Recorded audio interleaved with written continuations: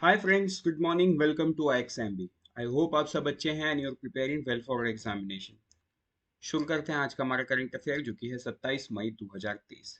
So friends, as you all know कि बहुत सारा नोटिफिकेशन आया हुआ है। IDBI executive, PNB credit officer, RBI grade B and so on.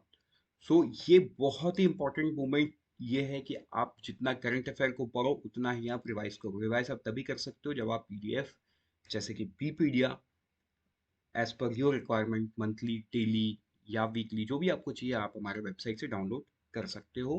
इसी नोट पे बढ़ते हैं आगे। सबसे पहला न्यूज़ देखते हैं, वो है चाइना सेलेक्ट कमिटी। तो देखो, चाइना सेलेक्ट कमिटी, और ये नाम सुनने से आपको ध्यान आएगा कि ये चाइना से रिलेटेड, बट नहीं, ये यूनाइटेड स्टेट से रिलेटेड है। US house recommends making India part of NATO plus. तो देखो, नेटो प्लस क्या है? अब नेटो आपको पता था, north Atlantic treaty organisation. But अब व्हाट इज नेटो प्लस? तो देखो, नेटो प्लस मतलब नेटो प्लस 5। ये एक सिक्योरिटी अरेंजमेंट है नेटो और 5 अलाइड नेशन का। वो अलाइड नेशन कौन है? Australia, New Zealand, Japan, Israel and south Korea. तो अब इसमें इंडिया को इंक्लूड करने की बात कही गई है। राइट, अभी प्राइम मिनिस्टर यूनाइटेड स्टेट्स को विजिट करने के लिए, मतलब सामने वो विजिट करने वाले, तो एक कांग्रेसियल कमेटी उन्होंने रिकमेंड किया है कि इंडिया को नेटो प्लस में इंक्लूड कर लिया जाए। राइट, तो देखो, क्यों ऐसा, मतलब ये इंडिया के लिए क्या बेनिफिट होगा कि नेटो प्लस में अगर इंडिया चला जाए तो क्या बेनिफिट होगा? तो देखो, जो इंटेलिजेंस शेयरिंग है ना, वो बड़ा सीमलेस हो जाएगा। आज भी सीमलेस है, मतलब NSA लेवल पे वो बड़ा ही सीमलेस प्रोसेस है probably, but it will become more seamless within NATO member nation as well. Sharing between these countries and India would have the latest military technology without much lag of time. जो भी latest military hardware या technology की बात करते हैं हम, वो India को एक्सेस बहुत जल्दी मिल पाएगा after India is part of this NATO plus. ठीक है, तो अब हम इसके और भी कुछ इंपॉर्टेंट इश्यूज को देखते हैं, समझते हैं कि इसको चाइना सेलेक्ट कमेटी क्यों बोला जाता है। राइट, तो देखो, इसको चाइना सेलेक्ट कमेटी इसलिए बोला जाता है, an initiative of the Republican leadership. The select committee is popularly called the China committee. समझ में आया? यहाँ पे चाइना कमेटी क्यों बोला जाता है, उसका मतलब ये है, the house select committee on the strategic competition between the United States and the Chinese Communist Party, led by Chairman Mike Gangler and Ranking Member Raja Krishnamurti, overwhelmingly adopted a proposal policy to enhance Taiwan deterrence, including those strengthening NATO plus to include India. Right? तो ये था important news, एक international news. तो बढ़ते हैं आगे next news में और देखते हैं इंडिया का फॉरेक्स रिजर्व के बारे में। तो देखो, इंडिया का जो फॉरेक्स रिजर्व है, 3 वीक राइज होने के बाद अब थोड़ा सा ईज हुआ है 1 ईयर हाई से। फॉरेक्स रिजर्व डिक्रीज हुआ है 6.05 billion from the previous week. ठीक है, पहले कितना 15.3 बिलियन राइस हुआ था। सो अब ये फेल कितना हुआ है? फेल होके ये हो गया है 593.45 बिलियन एज ऑफ May 19। तो देखो, एज सच ये ऐसे न्यूज आपको याद नहीं करने हैं। एग्जाम से पहले आपको पता होना चाहिए एग्जैक्ट क्या है, और एक पूरे लास्ट 6 महीने का ट्रेंड। तो ये ट्रेंड पढ़ने के लिए आपको ऐसे न्यूज ध्यान में देना होगा कि अगर average fall out and average increase होता है तो दैट इज कंप्लीटली फाइन, लेकिन अगर कुछ ह्यूज स्पाइक या ह्यूज फॉल होता है तो वो न्यूज अटेंशन आपका, मतलब वो न्यूज में आपका अटेंशन जाना चाहिए कि क्यों ऐसा हुआ, कितने से हुआ। Either in the positive direction, मतलब या तो बड़ा है वो या तो कम हुआ है। राइट, डिक्रीज कितना? 6.5 बिलियन से ये डिक्रीज हुआ है। अब ऐसा क्यों होता है? ऐसा इसीलिए होता है डिक्रीज, क्योंकि सेंट्रल बैंक जो है स्पॉट एंड फॉरवर्ड मार्केट्स पे, मतलब स्पेशली फॉरेक्स मार्केट पे रूपी को डिफेंड करते हैं। उसके डिमांड एंड सप्लाई को थोड़ा सा इन्फ्लुएंस करने की कोशिश की जाती है, सो दैट रूपी अप्रिशिएट हो in terms of dollar. Right, तो ये था न्यूज फॉरेक्स एक्सचेंज का, फॉरेन एक्सचेंज का। उसके बाद देखते हैं आइक्रा का एक report. ICRA is a rating agency. उन्होंने क्या बताया कि जो इंडिया का सर्विस सेक्टर है वो जीडीपी ग्रोथ में 4.9% कंट्रीब्यूट करेंगे इन Q4 फाइनेंशियल ईयर 23। तो ये बहुत इंपॉर्टेंट न्यूज था।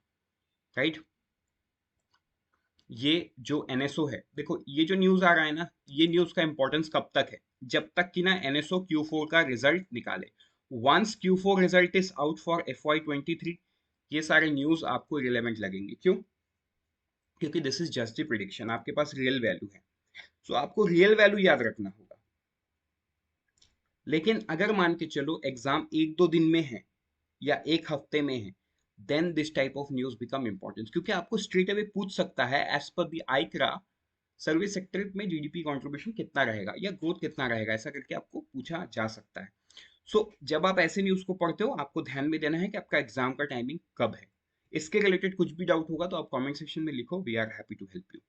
राइट, चलो तो बढ़ते हैं आगे। नेक्स्ट न्यूज में वो है RBI imposes ₹8.5 lakh penalty on Central Bank of India for non compliance.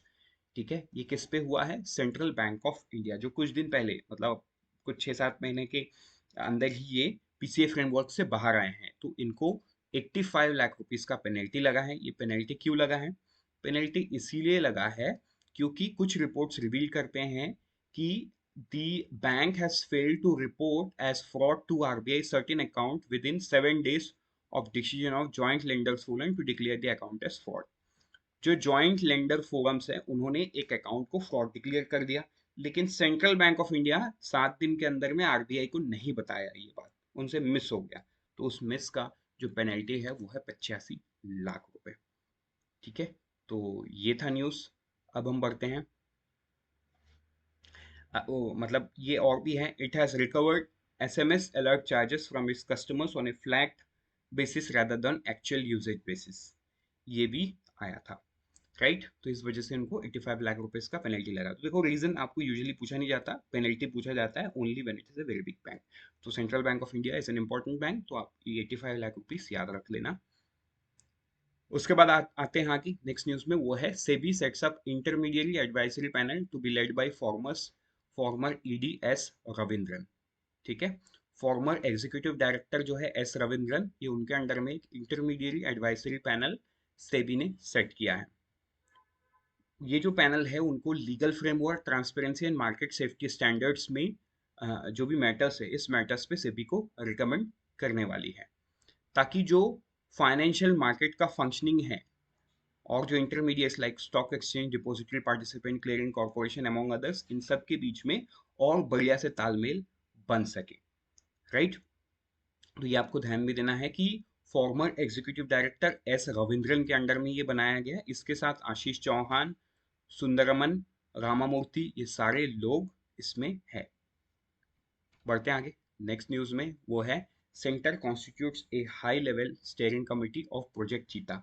तो देखो, जो चीता नाम्बिया से लाके इंडिया के कूनो नेशनल पार्क में छोड़ा गया था, उसके देखरेख के लिए तो बहुत बड़ी टीम है। अभी एक नया कमिटी कंस्टिट्यूट किया गया है, जो कि हर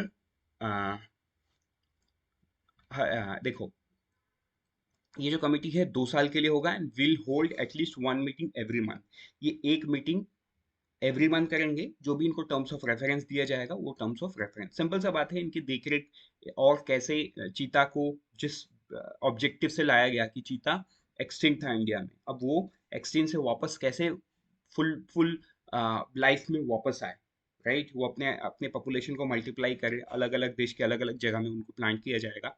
लेकिन गवर्नमेंट ने अपने टर्म्स ऑफ रेफरेंस में जो चीता का डेथ हुआ कुछ दिन पहले, राइट, तो उन उसको देखने के लिए टर्म्स ऑफ रेफरेंस में कुछ नहीं कहा गया था।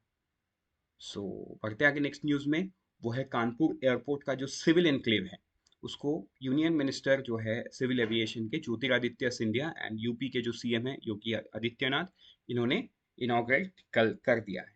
राइट, ये 150 करोड़ का प्रोजेक्ट कंप्लीट हो गया है and this is 16 time bigger than the existing terminal. With this we are done. Let's meet tomorrow morning once again. Till then, unfold your potential and all the best for all the exams that you're preparing. And always remember, XMB helps you prepare 50% faster.